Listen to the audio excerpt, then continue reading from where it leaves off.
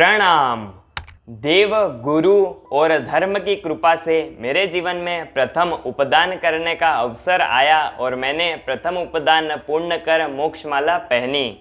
इसी अवसर पर हम लोग आप लोगों के लिए लेकर आ रहे हैं 9 वीडियोस की वीडियो सीरीज के आखिर क्यों है उपदान तप श्रावक और श्राविका के जीवन में जरूरी, उपदान तप के क्या होते हैं अनुपम लाभ, मेरा उपदान कैसा रहा आदि उपदान से रिलेटेड संपूर्ण जानकारी इस वीडियो सीरीज के माध्यम से हम लोग आपको देंगे।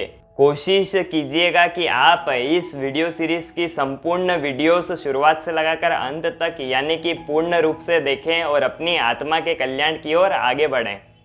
तीर्थंकर परमात्मा द्वारा अगर कोई सबसे सर्वश्रेष्ठतम तप अगर कोई बताया गया है तो वो है उपदान तप, क्योंकि उपदान तप में त्रिवेणी संगम होता है। तप, ज्ञान और संयम जीवन का आभास अगर कोई एक ही तप में होता है तो वो है उपदान तप।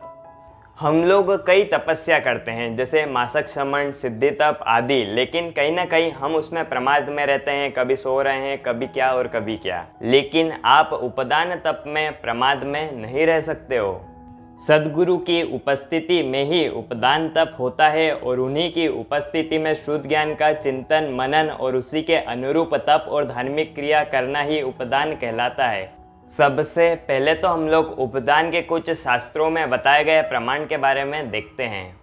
हमारे आगम स्वरूप श्री महानिषिद्ध सूत्र, देशा वैकालिक सूत्र और व्यवहार सूत्र में स्पष्ट रूप से श्रावक और श्राविका के लिए उपदान का विधान बताया गया है। श्री महानिषिद्ध सूत्र में बताया गया है कि जो भी श्रावक श्राविका उपदान तप करते हैं वह मोटे भाग के पापों से बच जाते हैं।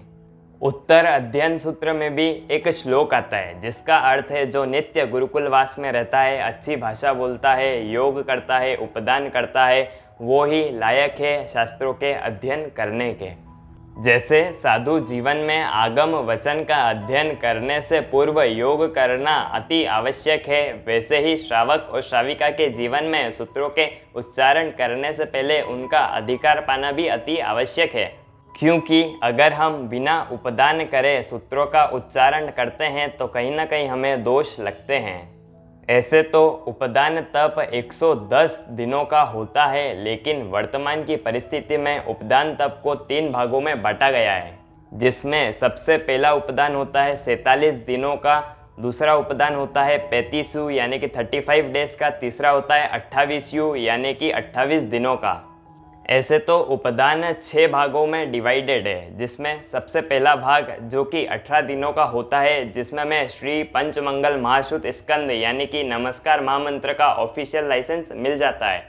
और नमस्कार महामंत्र का जो वास्तविक फल है वो हमें उपदान करने के बाद ही प्राप्त होता है। दूसरा उपदान फिर से 18 दिनों का ही होता है, जिसमें हमें प्रतिक्रमण श्रुत स्कंद यानी कि श्री इर्यावयम और तत्सूत्री सूत्रों का अधिकार मिलता है।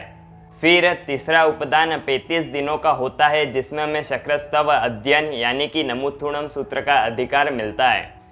चौथा उपदान 4 दिनों का होता है, जिसमें हमें चैत्यस्तव अध्ययन यानी कि अर्यंत चैयाणम और अनर्थ सूत्रों का अधिकार प्राप्त होता है। पांचवा उपदान 28 दिनों का होता है, जिसमें हमें नामस्तव यानी कि लोगस्थ सूत्र का अधिकार मिलता है। छठा उपदान 7 दिनों का होता है, जिसमें हमें श्रुतस्तव एवं सिद्धस्तव यानी कि पुखरवड्डी एवं सिद्धाणम बुद्धाणम का अधिकार प्राप्त होता है।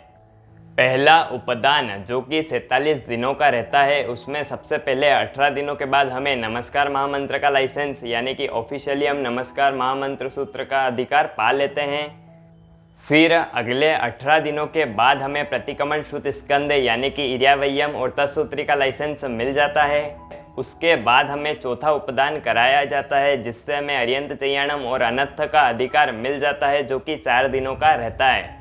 उसके बाद आखिरी के 7 दिनों में हमें पुखरवड्डी और सिद्धाणम बुद्धाणम का अधिकार मिलता है। हम लोग एक बार मोक्षमाला पहनने के बाद 47 डेज का उपदान पूर्ण कर जब वापस से गुरु भगवंत के पास जाते हैं तब 35 दिनों का उपदान होता है, जो कि शास्त्रों के हिसाब से तीसरा उपदान है, जिसमें हमें नमुथुणम सूत्रों का अधिकार मिलता है।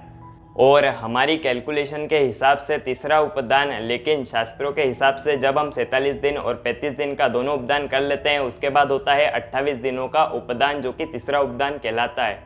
इसमें हम पांचवा उपदान करते हैं जिसमें हमें लोगस सूत्र के अधिकार की प्राप्ति होती है। इससे आगे की जानकारी हम लोग अगली वीडियो में देखेंगे। वितराग परमात्मा की आज्ञा के विरुद्ध कुछ भी कहने में आया हो तो मिच्छामि दुक्कडम।